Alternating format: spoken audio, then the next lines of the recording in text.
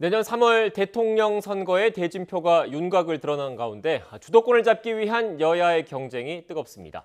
전재수 더불어민주당 의원, 성일종 국민의힘 의원과 전국 현안에 대한 이야기 나눠보겠습니다. 안녕하세요. 네, 안녕하십니까. 네, 본격적인 대담에 앞서서 그 영상을 통해서도 보여드렸지만 이재명 후보의 부인 김혜경 씨가 낙상 사고를 당했다고 하더라고요. 현재 병원에 입원했다는 소식이 들려왔는데 지금 상태는 괜찮으신 겁니까? 예, 저도 뭐 구체적인 그 말씀은 못 들었고요. 네.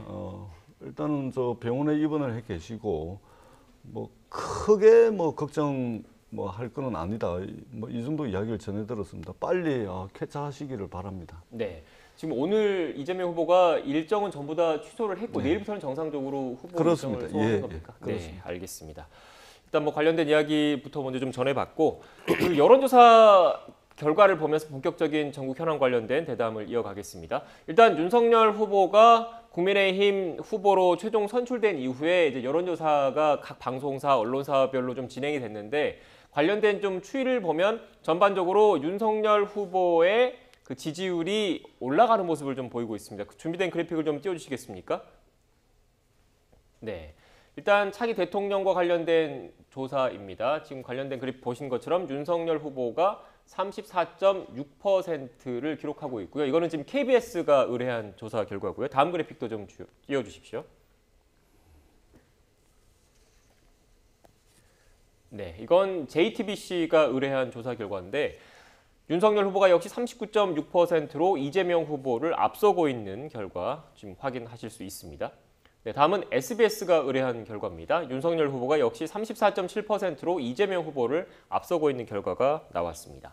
일단 뭐 각 언론사별로 그 구체적인 수치는 좀 차이가 나지만 지금 전반적으로 국민의힘의 그 경선이 마무리된 이후에 그 진행된 여론조사 결과에서 윤석열 후보가 상대적으로 좀 우위를 좀 보이고 있거든요. 어떻게 보고 계십니까?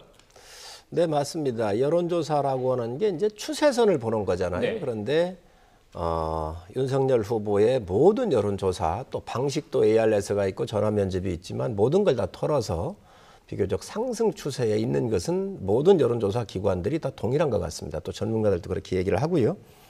아마 컨벤션 효과도 있지만 또 이재명 후보하고 비교했었을 때 비교적 참신하고 그리고 공정과 정의 그동안 쌓아왔었던 후보의 이미지가 골고루 반영된 거 아닌가 이렇게 좀 보여지고 연령별로도 골고루 이렇게 다 상승 추세를 다 봤습니다.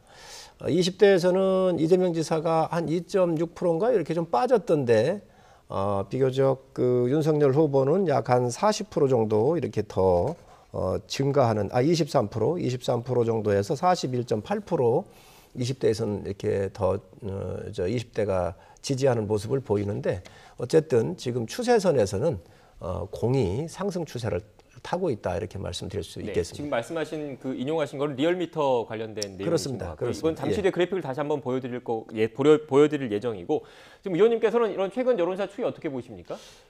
일단은 아무래도 이제 국민의힘 대선 후보 선출 과정이 네. 이게 막판에 홍준표 후보가 이제 치고 올라오면서 사실은 이제 국민들의 관심을 많이 받았던 게 사실이죠.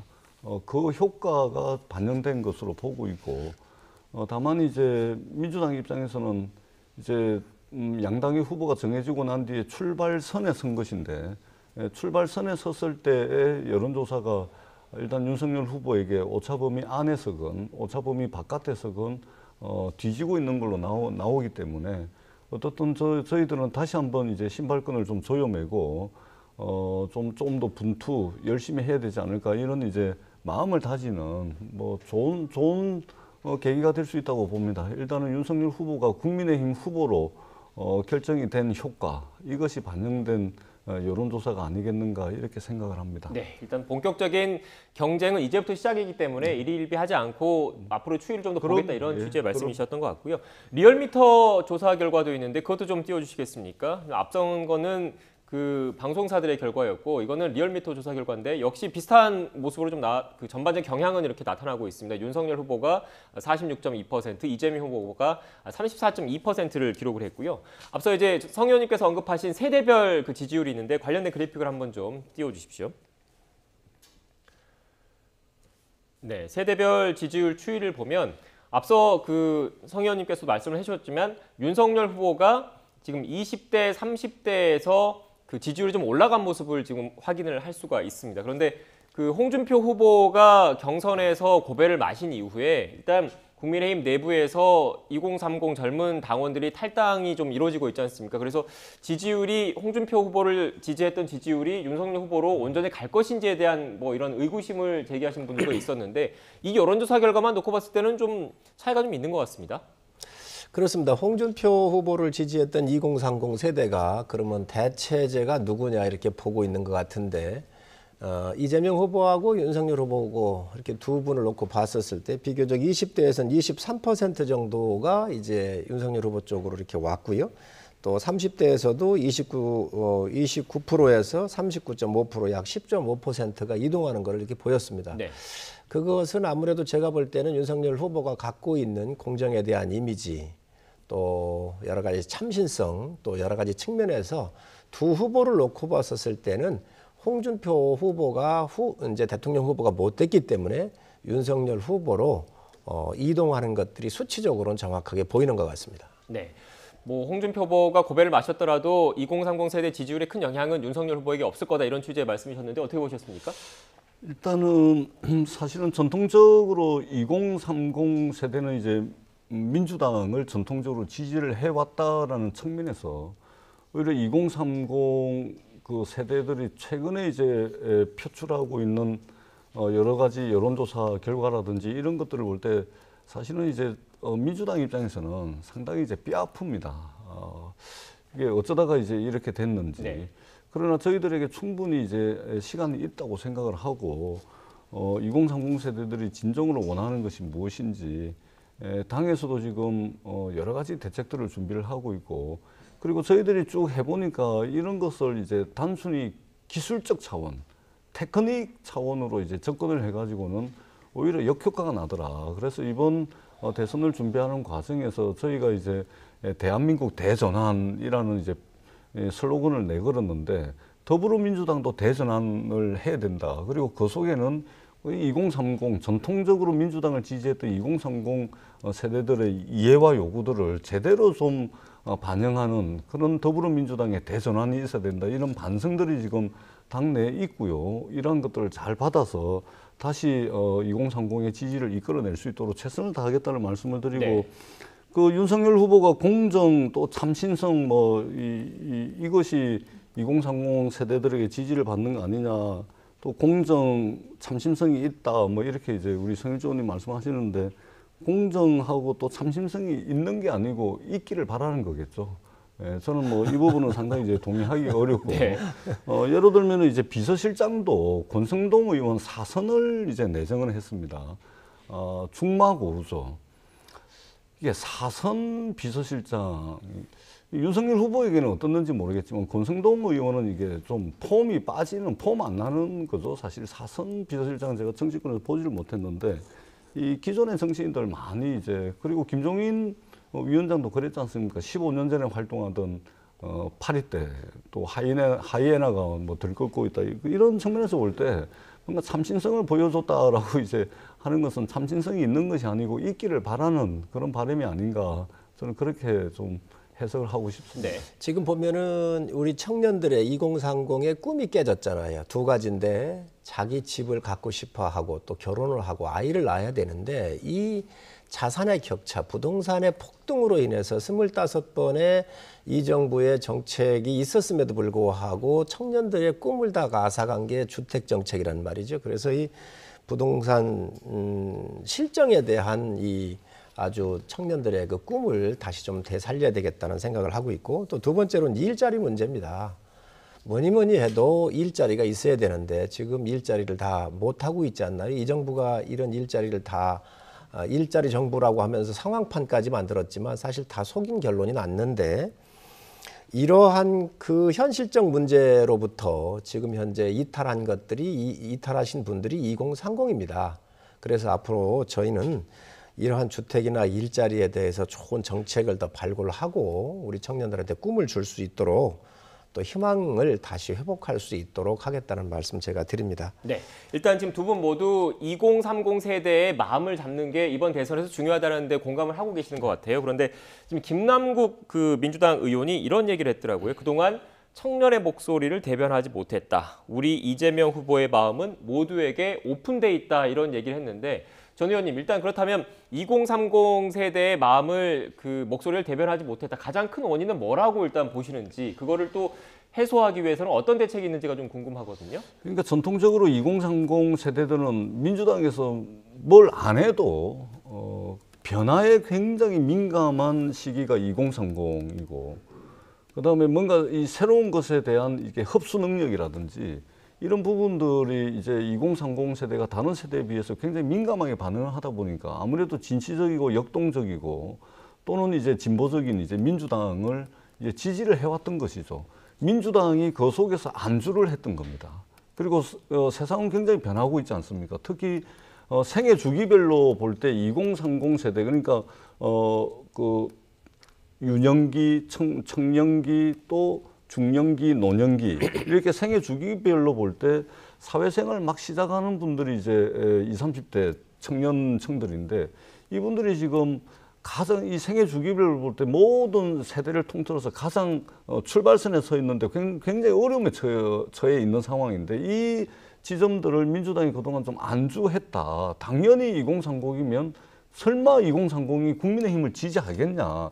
이런 이제 나태함이 민주당 내에 좀 있었다. 그래서 그것에 대한 반성들이 이제 지난 이제 재보궐선거 이후에 쭉 있어왔고, 지금 민주연구원이라든지 정책위원회에서 2030에 맞는 이제 정책들을 이제 발표할 수 있을 정도까지 준비를 많이 하고 있고, 얼마 전에 이재명 후보도 이제 가상자산 투자에 이제 관심이 많은 젊은 세대들을 향해서 정권거래소 방문을 해서 이 가상자산에 대한 과세를 좀 유예를 하는 이런 것도 이제 발표를 했고, 또 청년주택 방문해서 청년들이 겪고 있는 부동산 문제도 이제 저희들이 집중적으로 좀 여러 가지 것들 모색을 하고 있습니다. 그래서 이번 대선을 통해서 정말로 전통적으로 민주당을 향해서 전폭적인 지지를 해주셨던 2030 세대들의 마음을 다시 얻기 위해서 저희가 분발하겠다, 이 말씀을 드리겠습니다. 저는 민주당이 볼 때에 위선과 거짓의 정치에 해왔던 것들에 대한 공정을 바라는 청년들의 희망을 꺾어버린 데 있다고 생각을 해요. 그래서 이런 공정이라든가 상식 같은 경우는 우리 사회가 갖고 있는 도덕적 힘이자 자산이거든요. 이런 부분들이 지금 무너져 버린 겁니다. 그런데 여기에 지금 이 민주당의 후보가 어떻습니까? 이재명 후보가 대장동, 백현동, 정자동 같은 데 관련돼 있어가지고 엄청나게 많은 지금 비리들이 나온 거 아닙니까? 저는 이걸 하나 얘기를 하고 싶어요. 이재명 지사가 대장동 사건이 터지니까 뭐라고 그랬냐면, 먼지 한 톨 1원이라도 받았으면 모든 공직을 내려놓겠다라고 얘기를 했거든요. 먼지 한 톨이 아니라 부패가 지금 진동하고 있습니다. 유동규가 최측근이잖아요. 정진상이 최측근이라고 본인이 얘기했잖아요. 그런데 유동규가 정진상이 검찰이 압수수색 들어갔었을 때 통화한 게 밝혀졌습니다. 그럼 먼지 한 톨이 이게 아닙니까?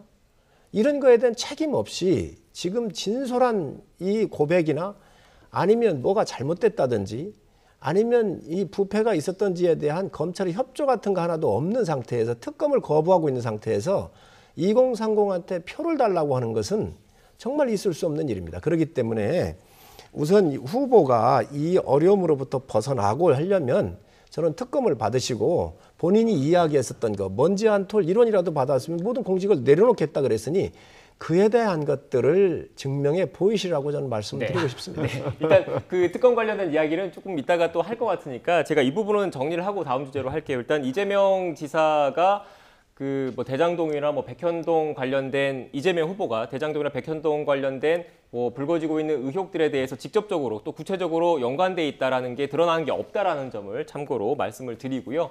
이 얘기를 좀 해보겠습니다.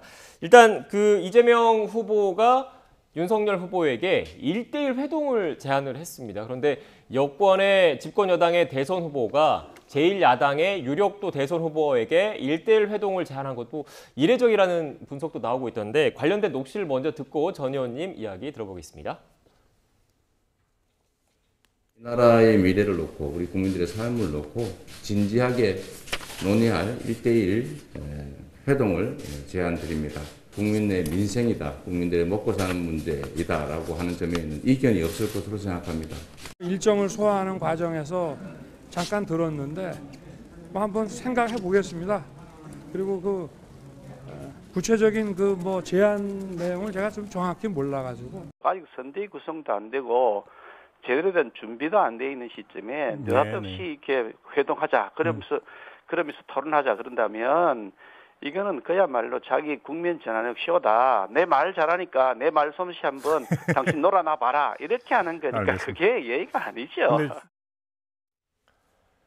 네, 전 의원님 일단 국민의힘의 기본적인 시각은 이른바 앞서 성 의원님도 말씀하셨지만 대장동 등 관련 의혹 등에 대한 뭐 수세적으로 좀 몰려있는 상황을 전환하기 위한 국면 전환용 아니냐 이런 시각을 기본적으로 갖고 있는 것 같아요. 어떻습니까? 대장동 이제 물타기다 네. 이렇게 말씀을 하셨는데 곰곰이 한번 우리가 복기를 해봅시다.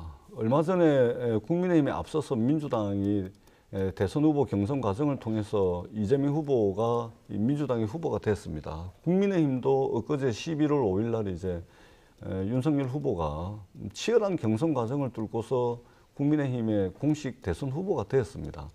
국민들께서 민주당과 국민의힘의 양당의 공이 대선 후보 경선 과정을 쭉 봐왔습니다. 지난 몇 달에 걸쳐서 국민들이 본 결과는 뭐냐면 정말 피곤하다. 왜 대선 후보들이 저렇게 자기가 뭔가를 보여주지 못하고 저렇게 약점만 덜쳐내가지고 네거티브로 일관하는지, 그리고 우리의 삶과는 아무 상관도 없는 정치 공방만 저렇게 벌려가지고 도대체 저 사람들에게 나라를 맡길 수 있냐, 이런 의문들을 국민들은 양당 공히 경선 과정을 통해서 봐왔습니다. 이제는 경선이니까 그럴 수 있다 칩시다. 그리고 경선에서 실컷 했지 않습니까? 엄청나게 했죠. 더 남아있을 게 없을 정도로 실컷 정치 공방을 서로 주고받았습니다. 이제는 본선입니다. 이제는 양당의 후보가 정해졌고, 그렇다면 그야말로 일자리, 경제, 민생, 개혁 또는 평화, 이런 부분들을 놓고서 그야말로 국가 경영 능력에 대한 가치와 비전을 가지고서 국민들께 정정당당하게 토론하고 대안을 제시하는 그런 과정을 거쳐야죠. 네. 각 당에서 경선하듯이 또 네거티브하고 또 대장동, 우리 성일조 의원님 조금 전에 말씀을 하셨는데 제가 다 외우고 있습니다. 우리 성일조 의원님 말씀을 제가 다 외웁니다. 네. 하도 많이 들어가지고. 그리고 드러난 게 뭐가 있습니까? 그리고 전부 국민의힘 관계자들이 돈 받은 사람들인데 돈 받은 국민의힘 관계자들 입장에서 어떻게 저렇게 말씀을 하시는지, 그 다음에 또 입만 열면 특검 말씀을 하십니다. 아니 경선 때 그만큼 했으면 됐지. 대한민국 미래를 조금이라도 이 손톱만큼이라도 생각을 하신다면 이번 대선이 정책 경쟁이 돼야지, 미래를 위한 경쟁이 돼야지, 또 대장동, 또 특검, 또 대장동, 또 특검, 이래가지고 말하자면 정책 경쟁을 없애버려가지고 말하자면 이 대선판을 쑥색이 정쟁판으로 몰고 가고자 하는 거 아닙니까? 그런 측면에서 참 아쉽다는 생각이 들고, 네. 이것을 당리당략으로 바라보지 말고 정말로 국민의 삶을 중심에 놓고서 좀 판단을 해보자, 이 말씀을 제가 간절하게 드리도록 하겠습니다. 네, 의원님 제가 요거 해명 좀만 반론만 더 넣어놓고 질문을 드릴게요. 일단 지금 전 의원께서 그 대장동 의혹과 관련해서 국민의힘 사람들이 전부 돈 받은 사람이라 말씀하셨는데 이른바 50억 클럽 관련된 이야기를 하시는 것 같지만 이건 역시 현재 수사가 진행 중인 사안이라는 점 참고로 말씀을 드리겠습니다. 박상도 의원 아들과 원유철 의원과 원유철 의원 부인, 네. 지금 현재까지 그렇습니다. 네, 알겠습니다. 일단 뭐 이것도 수사가 진행 중이니까 좀 더 지켜봐야 되고요. 어떻게 보셨습니까? 머리털 하나 가지고 모든 몸을 다 평가하는 것이지요. 곽상도 의원이 됐든 원유철 의원이든 다 하십시오. 특검하시고 뭐든지 다 하십시오. 저희가 다 응하겠습니다. 왜냐하면 모든 정부, 어느 왕조든 망할 때는 다 어떻게 했는가? 부패로 했습니다. 부패가 곧 민생을 망치는 일입니다. 이재명 지사가 지금 자기의 선대본부장 했던 사람이 가서 백현동 가가지고 용도를 지목에 땅에 대한 용도를 4단계 상승을 시켜주면서 3천억이라는 걸 벌어갔고요. 아니 잠깐만 계세요. 제가 다 외웁니다. 대장동에 1조 원의 이득을 7명한테 준 사건입니다. 이 부패 사건을 놔놓고 지금 민생 할 수 있습니까? 저는 있을 수 없는 일이라고 생각을 하고요. 이재명 지사가 지금 1대1 토론을 제안할 게 아니라 검찰하고 토론할 시간입니다. 지금 본인이 최측근인 정진상이 아니 아까도 말씀드렸듯이 유동규하고 통화하지 않았습니까? 다 범죄가 은닉하려고 했는지 왜 했는지 지금 당장 압수수색을 정진상 들어가야 돼요.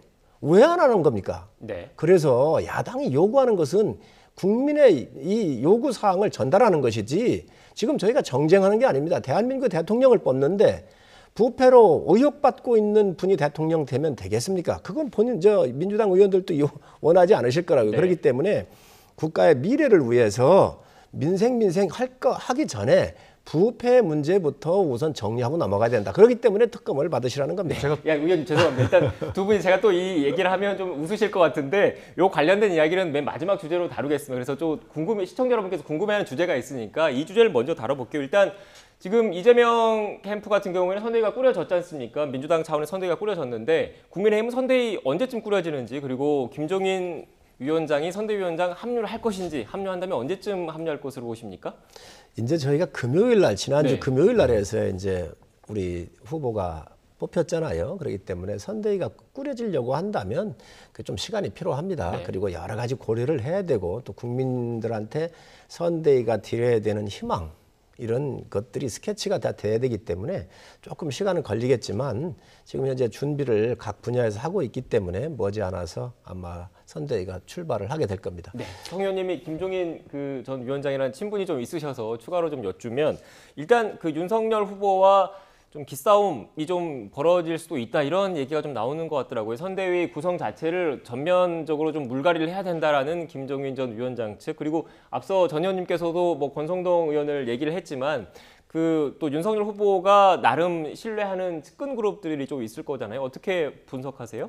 뭐 김종인 비대위원장님 전 비대위원장 같은 경우는 일하는 스타일이 네. 전권을 주로 가지시고 그리고 본인께서 구상하신 것들을 실현화시키는 그런 스타일이시기 때문에 아마 여러 가지 요구한다고 그렇게 얘기를 하시는데 일할 수 있는 여건인지 아닌지 그냥 내가 가서 얼굴마담만 하는 거냐 이런 것들을 정확하게 보시는 분이시지요. 그렇기 때문에 그런 것들을 지금 현재 뭐 조건을 걸었다 이렇게 얘기하는데 무슨 일하실 때 조건 거는 분은 아니고요. 일할 수 있는 여건을 나한테 좀 많이 좀 다오 이렇게 말씀을 하시는 분인데 제가 볼 때는 지금 현재 국가의 큰 흐름이 굉장히 위기가 아니겠습니까? 그리고 바로 세워야 되고 하기 때문에 아마 또 이 정권 교체를 바라는 국민의 열망을 잘 알고 계시기 때문에 저는 오셔야 되지 않겠나 이렇게 생각하고 있습니다. 네. 어떻게 보셨습니까? 네, 제가 볼 때도 국민의힘이 하루 빨리 선대위를 잘 구성하시기를 저도 이제 기대를 합니다. 그래야 이제 경쟁다운 경쟁, 네. 미래를 위한 경쟁이 가능하지 않겠습니까? 그런 측면에서 이제 빨리 당내 여러 가지 불협화음이 있는 것 같은데 빨리 되기를 바라고요. 그 과정에서 조금 불협화음은 있을 것 같습니다. 홍준표 후보가 지금은 이제 뭐 선대위 합류하지 않겠다 말씀을 하시는데 아마 결과적으로 나중에는 합류를 하실 겁니다. 합류를 하실 거로 보여지고 다만 이제 불협화음이 이제 보는 입장에서 좀 예상이 되는 것은 지금 이제 자리 사냥꾼 또 이준석 대표는 하이에나 네. 또 김종인 위원장은 파리떼 그러니까 이게 하이에나 파리떼 자리 사냥꾼 이게 제가 드리는 말씀이 아니고 이준석 대표와 김종인 위원장이 윤석열 후보 캠프에 있는 사람들 향해서 그렇게 표현을 한 겁니다. 그러니까 이분들 보면 마치 정권 다 잡은 것 같아요. 정권 다 잡아가지고 자리 다툼하고 권력자 옆에 파리떼들 모여드는 뭐 이런 것들 지금 표현을 하는 것 같은데 굉장히 우려스럽습니다. 이런 것들 빨리 벗어버리고 선대위 잘 구성해서 정말 미래를 위한 경쟁을 이제부터 본격적으로 좀 시작하자 이 말씀을 드리도록 하겠습니다. 네. 웃으셨는데 웃으신 이유가 뭐 파리떼 하이에나 이 말씀 때문에 웃으신 아니, 겁니까? 이건 제 말이 아니고 네. 그분들 말씀이니까. 네. 전 의원님이 틈새를 놓치시지 않는 거죠. 공격에 그냥 공세가 세신 분이기 때문에 선대위는 국민들한테 꿈과 희망을 주고 앞으로 미래에 펼쳐질 5년간의 여러 가지 것들을 수렴하는 그런 과정입니다. 그래서 검소하면서도 새로운 희망을 드리고 그리고 많은 국민들이 참여할 수 있도록 열린 플랫폼을 만드는 게 중요하다고 생각을 합니다. 그래서 그런 것들이 종합적으로 지금 검토하고 있으니까요. 곧 아마 모습을 드러나게 될 겁니다. 네, 국민의힘 선대위가 또 어떻게 구성될지도 좀 지켜봐야 될 것 같고 지금부터는 이제 계속 이 얘기 하시면 됩니다. 계속 지금 주제를 다시 본격적인 공방을 벌이실 수 있는 주제인데 일단 그 국민의힘 윤석열 후보가 공수처에 또 입건이 됐습니다. 관련된 녹취가 있는데 녹취를 먼저 듣고 오겠습니다. 윤석열 국민의힘 후보 관련해서 지금 수사하고 있는 조사하고 있는 건수가 몇 건이나 됩니까? 총 4건인 것 같습니다. 이 4건의 수사에서 윤석열 후보는 피의자입니까 아닙니까? 네, 피의자입니다. 피의자 신분이죠. 네. 현재 조사 중인 사건과 진행 상황 관련 내용들이 사실대로 밝혀지면 법과 원칙에 따라서 당연히 기소해야 되겠죠? 저희는 뭐 살아있는 권력을 상대로 공정하게 수사해달라고 만들어진 기관이기 때문에 뭐 원칙에 따라서 법과 원칙에 따라서 처리를 하겠습니다. 네. 손이 오늘 공수처에서요 판사 사찰 문건 관련해서 또 입건했는데 어떻게 봅니까? 판사 사찰 관련해서 추가 입건했다고 합니다. 공수처에서.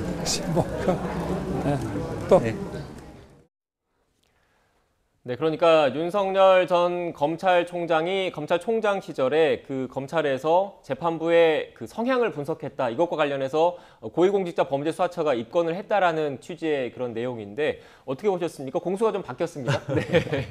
그러니까 지금 윤석열 후보를 둘러싼 의혹들이 한두 가지가 아니죠. 정말 차고 넘칩니다. 역대 대선 후보 중에 아마 이런 후보가 없었을 정도입니다. 예를 들면은 뭐 장모 같은 경우는 1심에서 구속이 됐다가 요양병원 요양급여를 이제 사익을 취하는 데 썼죠. 국민 세금인데요. 뿐만 아니라 지금 양평에도 LH가 100% 공영개발하기로 한 것을 어느 날 갑자기 민영개발로 바꿔가지고 거기 땅 팔아먹고 분양해가지고 수익을 또 몇백억을 냈다라는 의혹도 지금 있습니다. 그리고 부인과 관련, 그 다음에 잔고증명서 위조한 것도 지금 재판이 진행 중이고요. 그 다음에 부인과 관련해서도 뭐 주가 조작부터 시작해가지고 뭐 수두룩합니다. 학력 위조 뭐 이런 것들이 지금 국민대부터 시작해가지고 또 그 유명한 유지 뭐 이런 것도 있지 않습니까? 논문 문제도 있고 그 다음에 윤석열 후보 본인과 관련해서도 지금 고발 사주 이것도 굉장히 국기문란 사건이고 헌법 가치를 훼손하는 사건이거든요. 그 다음에 지금 이 징계건도 1심 행정법원에서 굉장히 이게 말하자면 위중한 엄중한 사안으로 보고서 징계 사유에 합당하다 이런 이제 판정을 내린 것이고 그 다음에 윤우진 씨의 사건도 지금 수사 중이고 그래서 저는 역대 의혹으로 따지자면은 최악의 후보인데 뭐 좋다 그겁니다. 그리고 그 이재명 후보와 관련된 고소고발건도 많이 있습니다. 이것은 검찰, 경찰, 공수처에 맡겨놓고 그거는 수사 결과에 따라서 수사기관이 알아서 기소를 하든 재판을 하든 할 겁니다. 맡겨놓고 어떻든 뭐 그 경선 과정에서도 많이 나왔고 언론에서도 많이 보도가 됐기 때문에 우리 국민들 다 아실 거라고 보고요. 이제는 이런 것들 좀 제껴놓고 그거는 수사기관에 다 맡겨놓고 미래를 위한 경쟁을 하자 이 말씀을 꼭 드리도록 하겠습니다. 그러니까 지금 특검하자는 말씀이신 거죠? 천 의원님이 저런 말씀 하시면 안 돼요. 네. 왜 그러냐면 윤석열 총장 검찰총장으로 인사검증 했잖아요. 중앙지검장 갔을 때 인사검증 다 했고 검찰총장 갈 때 더더욱 정밀하게 해서 이런 문제가 있다고 했었을 때 여당이 철벽방을 했던 분들입니다. 그러고 나서 여든 야든 다 공정하게 수사를 하고 살아있는 권력에 대해서도 손을 대니까 이제 본인들이 아픈 거잖아요. 그래서 여당이 윤석열 총장을 키운 겁니다. 추미애 장관이 키운 거예요. 그래 놓고 나서 지금 이제 야당에 와가지고 국민들께서 야당으로서의 대통령 후보 자격을 부여하니까 장모권이다, 부인권이다, 뭐 해가지고 다 하는데 이 검증을 전에 다 했잖아요. 청와대에서 하고. 왜 여당이 부실하게 해놓고 와가지고 지금 이 문제를 끌어내는 겁니까? 그리고 잘 아실 잠깐만요. 잠깐만요. 잘 아실 텐데 자, 청와대 인사검증이 만능은 아닙니다. 만능은 아니라는 말씀. 그러면 무능한 거죠. 무능한 거죠. 그래서 지금 여당은 이거에 대해서 할 이야기가 없어요. 그리고 윤석열 후보는 정말로 평생을 살면서 결혼할 때 부인도 검증해서 결혼하는 거 보셨습니까? 그래서 그런 것 같은 경우는 청와대가 이미 다 한 걸 지금 와가지고 얘기하는 건 적절치 않고 정말 잘못된 일이라고 보여지고요. 공수처 얘기를 하시는데 아니 야당 후보가 살아있는 권력입니까? 야당 후보한테 무슨 검찰권이나 경찰권이나 아니면 무슨 권한이 있습니까? 정말 외롭게 살아가고 외롭게 싸워가고 외롭게 국민들한테 소구하는 자리가 야당 후보입니다. 그런데 공수처 어떻게 했습니까? 이성윤 서울중앙지검장 고발됐을 때 황제 의전하지 않았습니까? 지금 또 대검에 윤석열 총장께서 총장 시절에 대변인들 폰도 압수수색 했다는 거 아닙니까? 불법적으로. 이렇게 하는 기관이 국민들한테 신뢰를 받을 수 있겠습니까? 저는 지금 이렇게 하면 할수록 저는 윤석열 후보한테 더 유리하다고 봅니다. 마치 그동안 계속해서 그렇게 해왔던 것처럼 윤석열 후보가 문재인 정부로부터 핍박을 받고 무슨 뭐 아주 그냥 막 희생을 치는 것처럼 그렇게 계속 말씀을 하시는데 조국 장관 수사 때를 떠올려 보십시오. 자신에게 주어진 칼을 마음대로 휘둘렀던 사람입니다. 대한민국 검찰이 수사를 한 것 중에 한 가족을 향해서 80군데가 넘는 곳에 압수수색을 하고 검사와 검찰 수사관을 100명 이상을 동원을 해가지고 자기에게 주어진 칼을 마음대로 휘두르고 그것도 임기가 정해져 있는 검찰총장 임기를 자기 마음대로 벗어던지고 정치하기 위해서 나간 사람이에요. 지금 와가지고 무슨 희생자 코스프레를 한다고 그것이 희생자가 되는 게 아니라는 말씀을 드리고요. 공수처는 있지 않습니까? 공수처 1호 수사가 조희연 서울시 교육감에 대한 수사입니다. 조희연 서울시 교육감은 진보 교육감인데 설사 그 사람에게 불법과 비위 요소가 있다 하더라도 공수처가 기소도 못하는 거를 수사를 한 겁니다. 이런 공수처를 어떻게 윤석열을 치기 위한 기관이다 이렇게 말씀을 하실 수가 있겠습니까? 그렇게 말씀하시는 것은 이전에 있었던 숱한 과정들을 그냥 국민의힘이 원하는 대로 표현하고 원하는 대로 그냥 그 코스프레 하는 겁니다. 그렇게 말씀하시면 안 됩니다. 네, 지금 시간이 다 돼서 30초 안팎으로 짧게 좀 답변만 좀 부탁드릴게요. 그래서 지금 그 일각에서는 이른바 대장동 의혹과 윤석열 후보를 둘러싼 여러 의혹들을 묶어서 특검을 하자, 쌍특검을 하자 이런 얘기도 나오고 있던데 여기에 대해서 어떻게 생각하시는지 간략하게 짧게 좀 말씀 좀 부탁드리겠습니다. 받으십시오, 특검. 뭐가 무섭습니까? 당당하다면서요. 먼지 한 톨, 1원도 안 받았다면서요. 그런 것들이 밝혀지면 후보직을, 모든 공직 사퇴한다 그랬거든요. 아, 그렇게 떳떳한데 왜 그거를 안 받는 이유가 뭔지 모르겠어요. 그래서 뭐 고발 사주가 됐든 대장동 특검이 됐든 다 하십시다. 그러시면 지금 현재 지지율 정체 속에서 빠지고 있는데 더 떳떳할 거 아닙니까? 네, 떳떳하다고 받으십시오. 평상시면 특검이 아니라 특검 할애비도 받습니다. 평상시면.